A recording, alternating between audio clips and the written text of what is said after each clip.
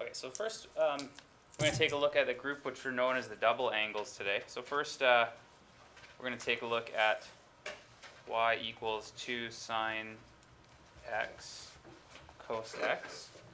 So that's the first equation we're going to take a look at. And it may surprise some of you that there's a sine and a cosine in there. You might feel like this would be a very complicated graph. But even though there's sine and cosine in there, it actually turns out to be a pretty simple graph. Does anybody recognize that graph? It is a sine.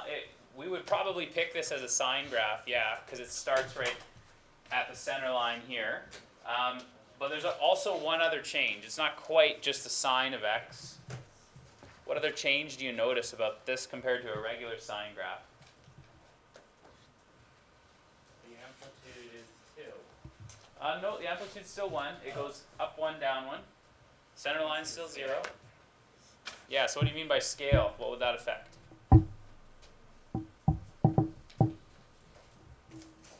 Yeah, the period of the graph. So the period of this graph is pi. Normally it would be 2 pi. So that means in order to get that change, what we would see is it'd have to be the sine of 2 theta. So you mean, that should be hopefully enough to convince you until I show you some techniques to prove it. But that's one identity we're going to work with today. Sine 2 theta is equal to 2 sine theta cos theta. The other ones over here are also the double angle identities. And of course, yay, they're all on the exam sheet for the formula. The formula sheet for the exam, rather. So you don't need to worry about memorizing these. And again, I'll provide the formula sheet for you. Anything you get on the provincial exam, I will give to you as well. But this is what we need a copy of these today if you don't have them in your notes already. We're going to be using these for the rest of the class. So for example, first of all, we just want to play around with these identities so we have some idea of how this works. So in this first one, if I wanted to expand it using the double angle identity, this is the only one that sine has that we're using. So what I could think of is, I have to think of this as a double angle.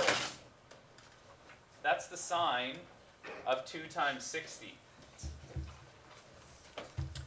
So if I think of it as the sine of 2 times 60, 60 is the angle that I'm doubling.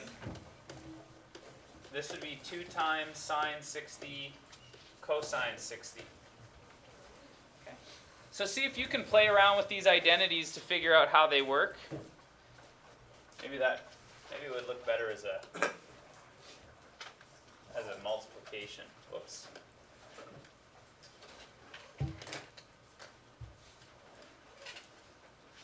Anyways, okay, so I'm going to catch up to you, see if you can do these three here, just playing around with using those identities.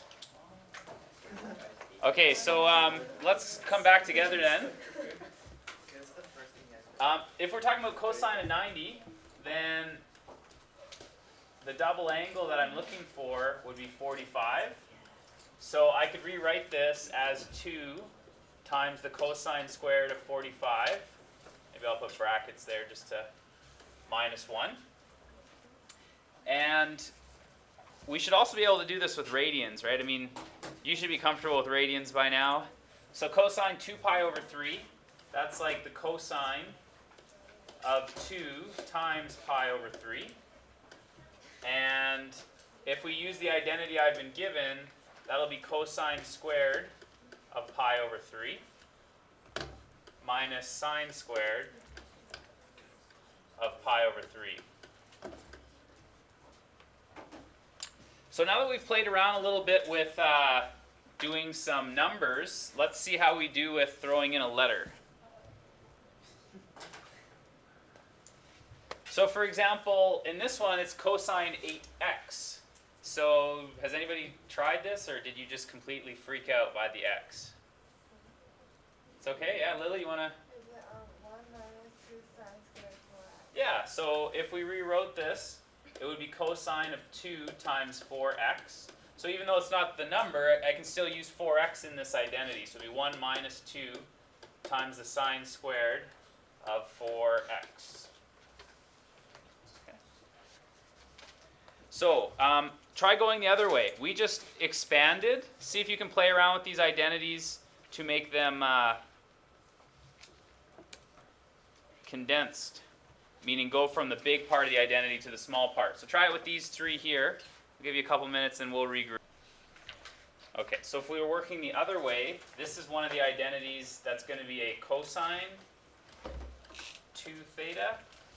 So if I figure out before, I was taking theta, sorry, 2 theta, putting it in the identity. Now I'm going backwards. So if I go up to where the identities came from, working on this one, I'm actually going to have to double the angle that appears there. It used to be theta, it should now be twice theta. So that means I should have cosine 240 degrees because I'm doubling the angle here.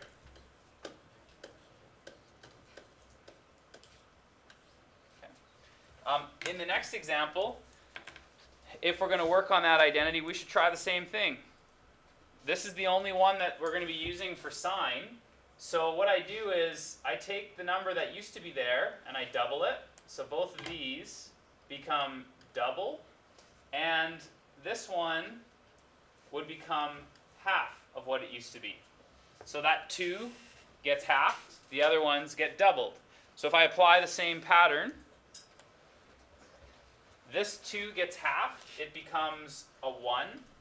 These get doubled, so they become 6 thetas. So, oops, sorry, I only need 1, obviously.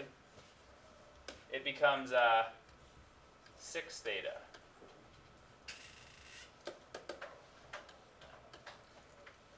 Okay, and of course we don't need to write the 1 in there, so that's probably the way we'd want to write it down. But manipulating the pattern back and forth like that, you'll see that in the provincial exams quite often the way they want you to work forwards and backwards. So we'll keep trying some of them. Here's a sneaky one. It's not quite the formula that you have. What's the one that this most closely looks like for double angles? It looks so close to one of the ones we have. Yeah, it looks close to a cosine 2 theta, but what's the identity? It's not sine squared minus cos squared. Cos squared minus sine squared. So in order to get it into the order that we're looking for here, we'd have to factor out a negative. Okay. Now I've got something that I can use. It says negative 2 cos theta. Okay. All right, so hopefully you've got a little bit of practice, kind of an idea for how these identities work back and forth. We'll do a little bit more, as I said, but let's get back to some trig proofs. Okay, so I'm going to walk you through the first one, and then we'll see what else we might come up with. This is the nice one. This is your favorite identity in trig proofs because there's only one thing you can do with it. So it's nice because there's only one choice. So we might as well start there. We can rewrite this as 2 sine x cos x. And now if you look at it, hands up if you think you know how to get the next step on this. You're pretty confident you can see the answer. 2, 3, 4, 5, it's growing, 6, spreading like the virus. The knowledge virus, I like that virus. So, what do you think? People who put their hands up, what are you aching to do? Factor out a cosine? Factor out the cosine. Yeah, so we'd have we'd have cos 2 sine x plus 1. And then at this point I'm done. I don't have to do anything else. The left side equals the right side. All right. Yeah, take that. Okay, so let's try something a little bit more challenging. Only reason this gets a little more challenging is now you have 3 choices for cosine 2 theta. So strategize, and we'll talk about what makes things easier. I'll tell you right now, I believe that 2 of those 3 identities will work. One, I think, will just take you on a weird tangent. So you'll recognize it if you're on the wrong track. But 2 of them will work. One of them is easier. So see if you can figure out what you would do. Okay, so let's go back up to the top. Let's see what identities people were using.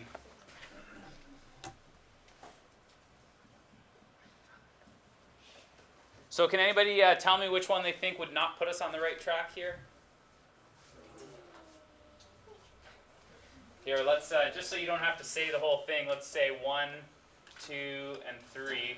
What do you think? 1. Yeah, 1 is going to probably take you astray. It may still work out, but I believe that 1 is the hardest choice here. I don't know if it works, but we'll say it might. What do you think? Out of 2 and 3, what do you think is going to be easier? 2. Why did you say 2?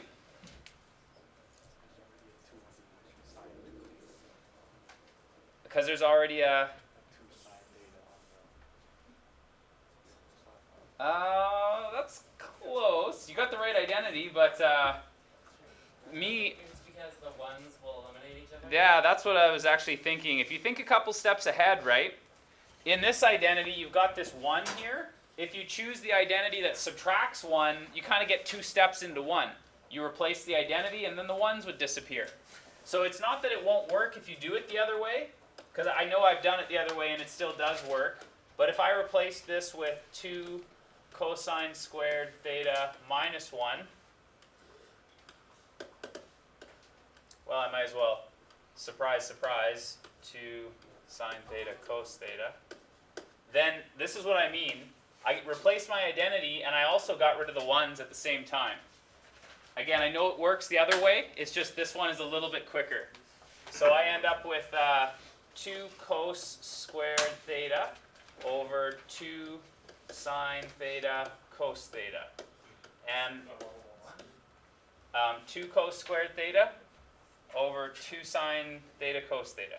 So if I tidy up my fraction, I end up with cos over sine, which is equal to cotangent. So I'd be done.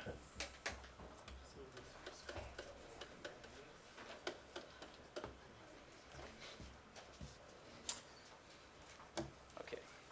So we're just going to go to the questions that could typically appear as something in most likely a multiple choice format. Just we do sometimes have trig proofs to do in multiple choice, but they're usually like trying to simplify. I'm sorry, was that enough time to copy this down? Or everybody had a solution or a proof? Okay, I'll just move it that much more so that you can... Okay, so let's talk about the first one here. 4 minus 8 sine squared 6x. How would you deal with this?